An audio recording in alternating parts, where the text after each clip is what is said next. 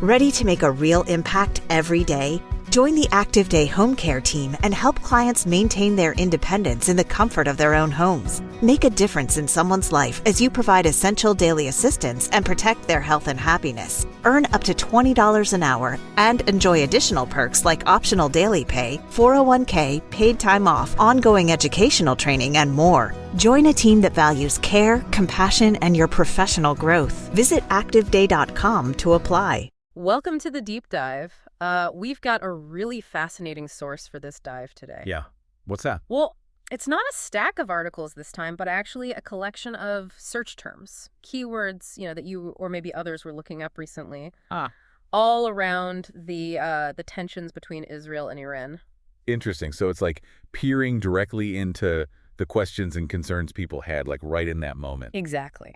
So our mission today, then, is to take this raw data, these specific searches, and try to extract the core actions, the key players, locations. The underlying issues. Right, the issues that they collectively shine a light on. See what picture emerges. Okay, let's unpack this unique source then. And I mean, what immediately jumps out from these terms is the sheer level of concern. How so? Just think about the frequency of searches like WW3, war with Iran, Iran-Israel war, and Israel-Iran war. Wow. That wasn't some, fringe search. It was right there near the surface. That is fascinating because it really sets the stage, doesn't it? Yeah. It tells us that for many people looking into this, the immediate thought was the potential for a massive escalation. Mm-hmm. So, okay, with that level of anxiety sort of hanging in the air, let's look at the specific actions the search is focused on. Exactly. And the core events capturing attention are crystal clear in these terms. Mm-hmm.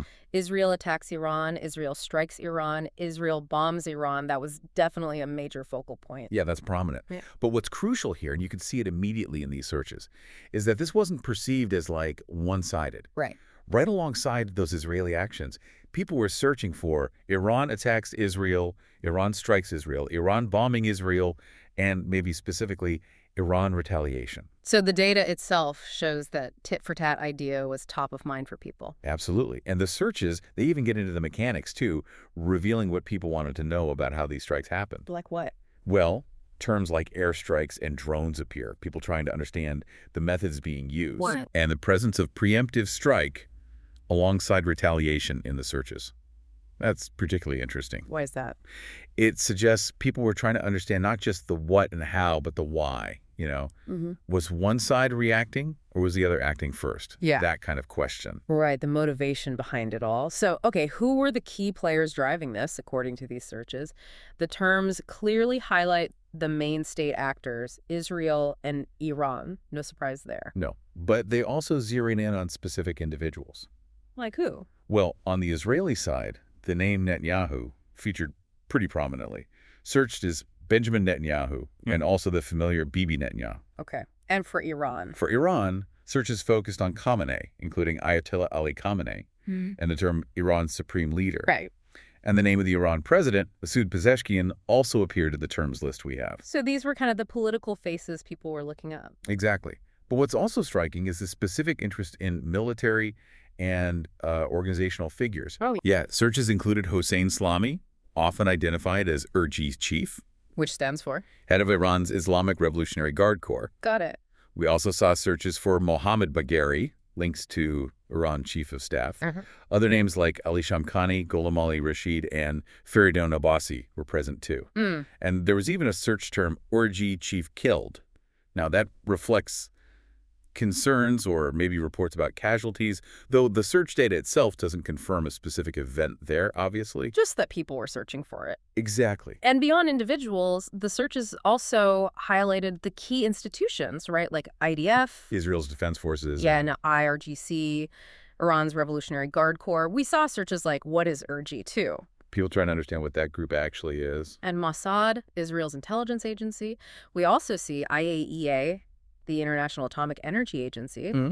Suggesting searches may be related to international oversight, nuclear inspections, that sort of thing. So the prominence of these specific military and intelligence figures, alongside the political leaders and the big state bodies like the IRGC and IDF, it really shows people were trying to understand the whole chain of command. Yeah, and the organizations carrying out or, responding to the actions.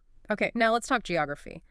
Where were people looking for these events to unfold? The searches tell a story there, too. Definitely. Tehran, Iran's capital, was heavily searched. Right. I saw terms specifying events right there. Tehran explosion, Tehran bombing, Tehran attack, and even Israel strikes Tehran. But significantly, the term Natanz was also very prominent. Ah, Natanz. Often linked directly to Natanz nuclear facility and Natanz reactor. And that immediately connects the actions people were searching about to Iran's nuclear program, doesn't it? Which is a major underlying concern. Absolutely. It's a key link. What other locations popped up in the searches?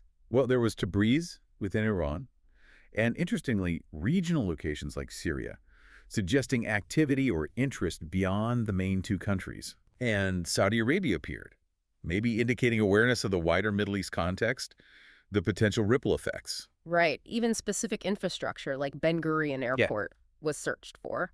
And people were also looking for just basic context, searches for Iran map and map of Israel and Iran, just trying to get oriented. So it seems while strikes on major cities were searched, that real focus on Natanz clearly indicates that searches were also being driven by concerns about specific strategic targets. Yeah, targets related to nuclear capabilities. It wasn't just random bombing searches. And those nuclear capabilities. Well, that leads us directly to the stakes highlighted by the searches.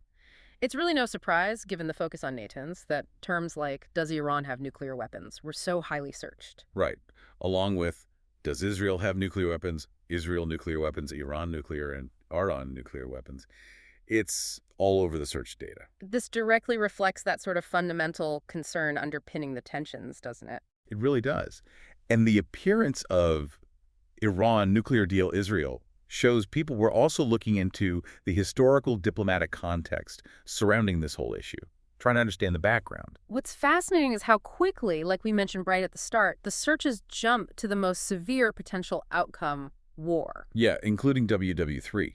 That term showing up frequently is sobering. It really underscores the high level of anxiety driving these searches, connecting the specific military actions directly to the potential for widespread conflict in the Middle East. And terms like tensions, conflict, and even state of emergency appearing in the search data just reinforce this perception of, well, imminent danger that people seem to feel. And that dynamic we saw earlier, retaliation versus preemptive strike, it pops up again here. Reinforcing that people were actively trying to categorize the nature of the conflict. Was it reactive or proactive? Which side was doing what and why? It tells us the searches weren't just like passive observation. They were an active attempt to understand the strategic framing of these events. Now, looking at the information landscape revealed by these searches, it's almost like seeing your own browser history laid bare, isn't it? Yeah, a little bit. You were clearly consulting a really wide array of news sources, major international outlets like BBC News, Fox News, Jerusalem Post, Haaretz, Al Jazeera News, Times of India, Reuters, WSJ, NET.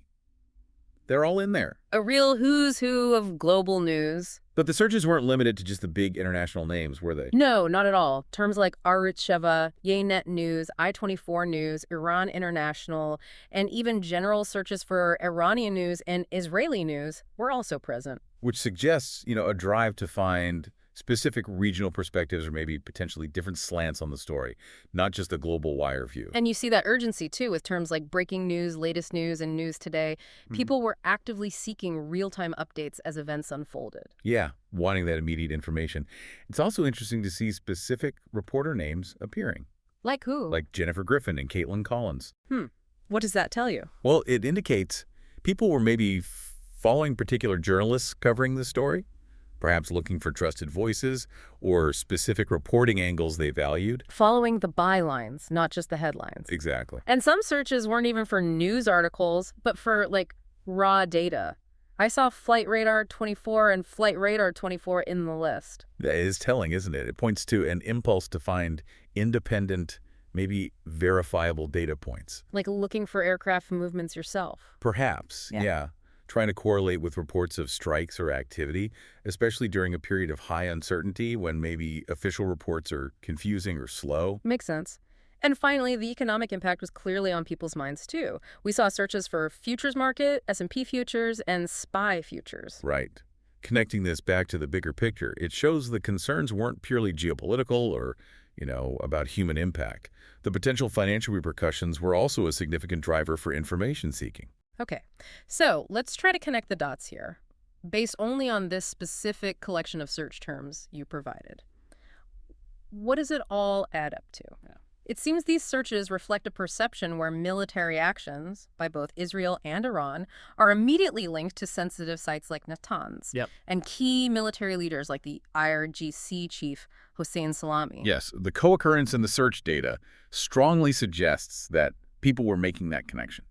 The strikes, Iran's nuclear program, and the specific military bodies believed to be involved. So the narrative appearing in the searches is kind of one of strikes potentially related to nuclear capabilities overseen by these specific military figures. That seems to be the picture emerging from the search behavior, yes. And the presence of terms like retaliation and preemptive strike alongside the actual strike terms, that captures the essence of a perceived back and forth. A cycle of action and reaction, yeah. That's clearly how it was being framed or understood by those searching. And the sheer range of news sources people looked at, coupled with searches for raw data, like flight tracking, it really highlights a determined effort to get information from multiple angles. And potentially to verify official reports during a really fluid, confusing situation. Yeah. Not just taking one source's word for it. We also saw those little terms like spy and unilateral. Small details, perhaps, but they add layers to how these actions might have been framed or understood by people searching. Little hints about the perceived nature of the actions, yeah.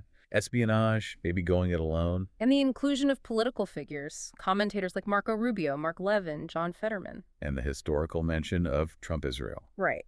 It shows that the public's search for information wasn't limited to just the events themselves, but it extended to political commentary, reactions, and even historical context. Trying to place it all within a broader political landscape. So based purely on this unique snapshot of search terms, we see a clear focus on the specific actions by Israel and Iran, the key individuals and entities involved. The critical importance placed on locations like Natanz. And that ever-present question of nuclear capability driving so much of the concern. All framed within the broader context of significant Middle East tensions.